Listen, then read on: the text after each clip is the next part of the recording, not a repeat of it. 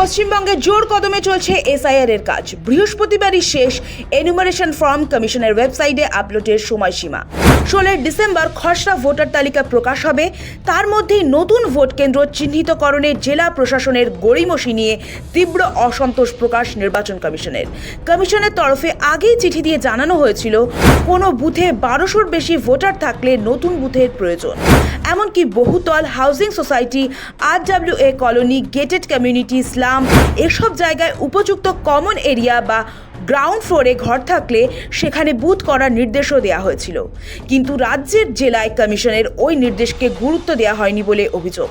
সূত্র বলছে, পশ্চিমবঙ্গের মুখ্য নির্বাচন আধিকারিককে উদ্দেশ্য করে কমিশন একটি কড়া চিঠি পাঠিয়েছে। সেখানে স্পষ্টভাবে জানানো হয়েছে কোনো জেলার তরফে নতুন ভোট কেন্দ্রের প্রস্তাব কমিশনে জমা পড়েনি। কেন এমন গাফিলতি হলো? 31শে ডিসেম্বরের মধ্যে তার বিস্তারিত ব্যাখ্যাও চাওয়া হয়েছে। চিঠিতে পরিষ্কারভাবে বলা হয়েছে নতুন বুথ তৈরির প্রয়োজনীয়তার কথা আগেই উল্লেখ করা হয়েছিল, কিন্তু রাজ্যের জেলাগুলি সেই নির্দেশ মানেনি। কমিশন জানিয়েছে এই ব্যর্থতাকে তারা অত্যন্ত গুরুতর বলে মনে করছে। কেন এমন মনে করা হচ্ছে তা উল্লেখ করা হয়েছে চিঠিতে। 1.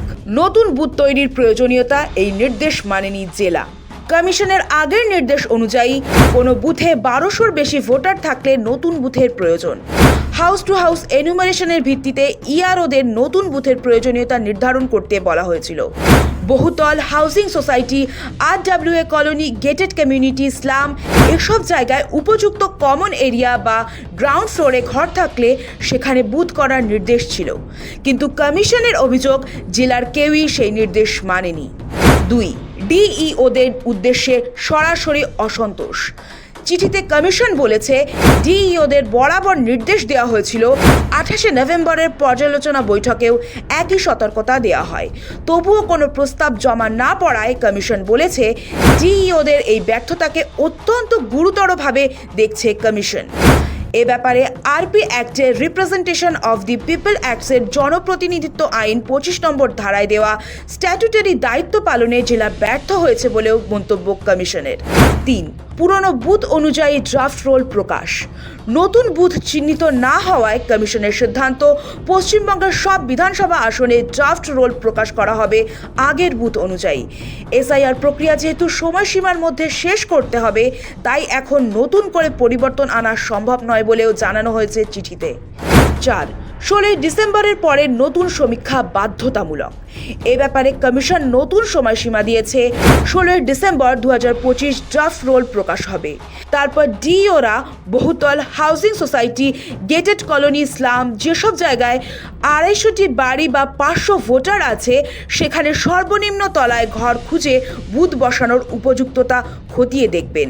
স্লাম এলাকায় অতিরিক্ত বুথ তৈরির সম্ভাবনা খতিয়ে দেখতে হবে। 5. 31শে ডিসেম্বরের মধ্যে রিপোর্ট জমা বাধ্যতামূলক। সব জেলা নির্বাচন আধিকারিককে নির্দেশ, 31শে ডিসেম্বর 2025-এর মধ্যে নতুন বুথ সংক্রান্ত পূর্ণাঙ্গ প্রস্তাব মুখ্য নির্বাচন দপ্তরের মাধ্যমে কমিশনে পাঠাতে হবে। তারপর কমিশন অনুমোদন দিলে চূড়ান্ত রোল প্রকাশের আগে প্রয়োজনীয় পুনর্বিন্যাস করা হবে। কমিশন মনে করছে নতুন বুথ চিহ্নিত না হলে ভোটার সুবিধা, নিরাপত্তা ও ভোট গ্রহণের মানের ওপর প্রভাব পড়তে পারে। কমিশনের স্পষ্ট বার্তা, এ ধরনের গাফিলতি ভবিষ্যতে বরদাস্ত করা হবে না। ব্যুরো রিপোর্ট, সময়, কলকাতা।